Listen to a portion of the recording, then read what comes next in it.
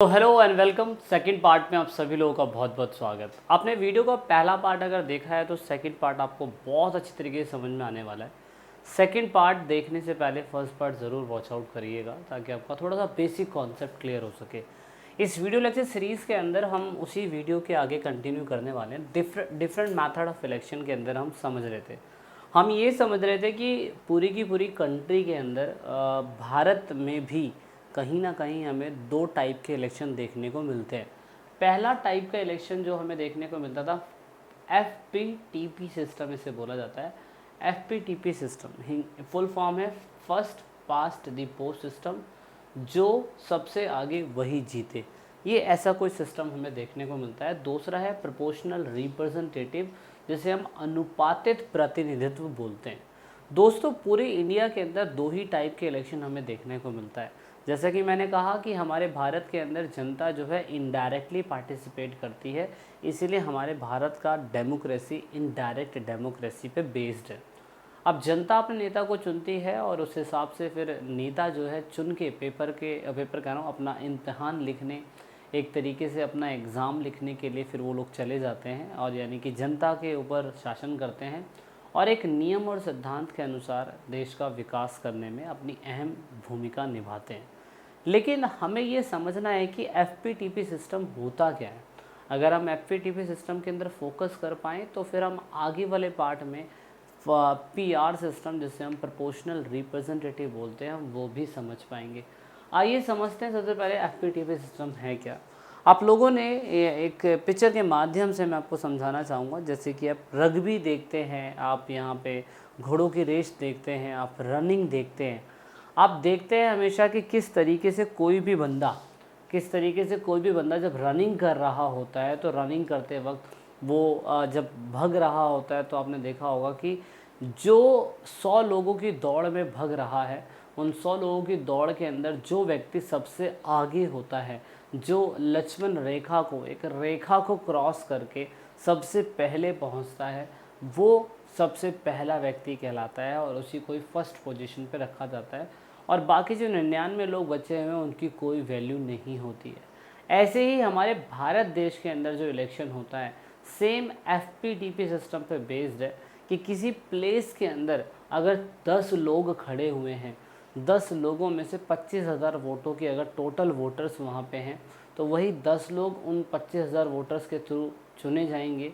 लेकिन पहला बंदा वही होगा जिसको सबसे ज़्यादा वोट मिली हुई है, सबसे ज़्यादा नंबर ऑफ़ वोट उसने रिसीव कर रखी है, तो वो बंदा अपने आप ही फर्स्ट आ जाएगा और वही बंदा जो है जो जीता वही सिकंदर, यानी कि FPTP सिस्टम के अंदर आ जाएगा और देश के अंदर वो एक नेता राज करने लगेगा। एग्जाम्पल के लिए अगर मैं आपको बताऊं तो FPT system is a representative where candidate choose who is elected in a majority is prepared by as winner and it is called FPTP system। मतलब FPTP सिस्टम जो है सर्वदाहिक मत पाने वाला जीते, ये एक ऐसा सिस्टम है जिसमें जनता अपने नेता को चुनती है और चुनने के बाद पूरी तरीके से सत्ता के ऊपर वही जाके बैठ जाता है और बैठने के बाद फिर आप नोटिस करेंगे किस तरीके से वो शासन चला रहा होता है। तो इस तरीके से शासन चलाता है वो। FPTP सिस्टम में कुछ इस प्रकार चीज़ें हमें देखने को मिलती हैं। अब अगर मैं आपको बताऊं तो हमारे इंडिया के अंदर FPTP सिस्टम कहाँ कहाँ पे लागू होता है। लोकसभा के इलेक्शन में लागू होता है जिसको जनता वोट डालती है, बट राज्यसभा के इलेक्शन के अंदर हमें FPTP सिस्टम देखने को नहीं मिलता है। दूसरा स्टेट लेजिस्लेटिव असेंबली बोले तो जैसे कि मान लीजिए कि आपका जितने भी यूपी के, बिहार के, स्टेट के, राज्यों के इलेक्शन होते हैं उनके अंदर भी हमें FPTP सिस्टम देखने को मिलता है। और दूसरा लोकल बॉडी के इलेक्शन बोले तो जैसे ग्राम पंचायत के इलेक्शन होते रहते हैं, इन ग्राम पंचायत के इलेक्शन के अंदर भी हमें यही चीज़ें देखने को मिलती है। इस तरीके से एक चीज़ तो बिल्कुल क्लियर हो जाती है कि कहीं ना कहीं एग्ज़ामिनर जो है आपको बताने की कोशिश ये कर रहा है कि FPTP सिस्टम पूरी इंडिया के अंदर कहाँ कहाँ पे लागू होता है। अब ये चीज़ तो ज़रूरी है ही, साथ साथ में हमें ये भी जानना ज़रूरी है कि FPTP सिस्टम जो है वो असल में उसकी विशेषता है क्या, क्योंकि ये मेजॉरिटी सिस्टम पे बेस्ड है, यानी कि जिस बंदे को it is easily understandable for the common person. किसी भी बंदे को जैसे जहाँ पे जनसंख्या बहुत ज़्यादा होती है ना, वहाँ के इलाके में इस FPTP सिस्टम को चलाना बहुत आसान होता है, क्योंकि जनता के लिए बड़ा आसान होता है। वो जाएगा, वो किसी चेहरे को देखेगा कि अपने कौन से इलाके के अंदर कौन सा बंदा है जिसको मुझे वोट डालना है, उस नाम का बटन दबाएगा और फाइनली वो वोट डाल के आ जाएगा और उसको लगता है कि मैंने उस कैंडिडेट को ही वोट दिया है। इस तरीके से ये मैं कह सकता हूँ, ये सरल बहुमत प्रणाली की विशेषता यही है। Voters can get choice based on their interest, मतदाता अपनी रुचि के अनुसार अपने लोगों को चुन सकते हैं। इलेक्शन कॉन्स्टिट्यूंसी बेस्ड होता है, अलग अलग जगहों को चुन लिया जाता है। जैसे बिहार में हो रहा है तो बिहार की कौन सी कॉन्स्टिट्यूंसी में होगा, फिर यूपी की कौन सी कॉन्स्टिट्यूंसी में होगा। कॉन्स्टिट्यूंसी बोलते हैं निर्वाचन क्षेत्र, कहाँ पे वो इलेक्शन होना है। दूसरा, कैंडिडेट जो है ऑफकोर्स विभिन्न समाजों के भी खड़े हो जाते हैं to coordinate and mix different social being, ये हमें देखने को मिलता है। Voters can know what is the quality of the candidate, जिसको ये वोट डालते हैं उसकी क्वालिटी के बारे में भी उन्हें पता होता है। जैसे बहुत बार ऐसा होता है ना कि बहुत सारे बंदे पार्टी से टिकट तो ले लेते हैं, लेकिन पार्टी को नहीं पता होता है कि कैंडिडेट की छवि पूरे गांव के अंदर कैसी है, लेकिन लोगों को पता होता है क्योंकि लोग वहाँ पे कई सालों से रह रहे हैं, तो बड़ा ही सोच समझ के वोट डालेंगे ऐसे लोगों को। इस वजह से आप कह सकते हैं कि वोटर्स के हाथ में बहुत कुछ होता है। तो लास्ट पॉइंट इसका अगर हम देखें तो ensure the formation of stable government, यानी कि आप कह सकते हैं कि स्थायी सरकार की गठन करने का तरीका 5 साल के लिए बिल्कुल सही होता है। मैं आपको आपकी बुक के अकॉर्डिंग कुछ थोड़ा सा समझाना चाहूँगा कि हमारे इंडिया के अंदर FPTP सिस्टम आपकी बुक के अकॉर्डिंग कैसा है, देखने की कोशिश करते हैं। तो आपकी NCERT के अंदर एक बुक के अंदर एक प्रिंट का कटआउट दे रखा है और इस कटआउट के थ्रू आपको समझाने की कोशिश करेगी FPTP सिस्टम। नवभारत टाइम्स का रविवार का ये पत्र है जिसमें लिखा हुआ है कि पहली बार कांग्रेस को 3/4 बहुमत मिला। अभी 3/4 बहुमत होता क्या है, आप पहले तो ये समझने की कोशिश करें। पूरे भारत को क्या करा जाता है कि सारे की सारी कॉन्स्टिट्यूंसी में बांट दिया जाता है। कॉन्स्टिट्यूंसी बोले तो निर्वाचन क्षेत्रों में बांट दिया जाता है। इससे फ़ायदा ये होता है कि जब निर्वाचन क्षेत्रों में अलग अलग कॉन्स्टिट्यूंसी में बांट देता है पूरे भारत को, तो हर जगह से एक एक MP को चुनने की कोशिश करी जाती है।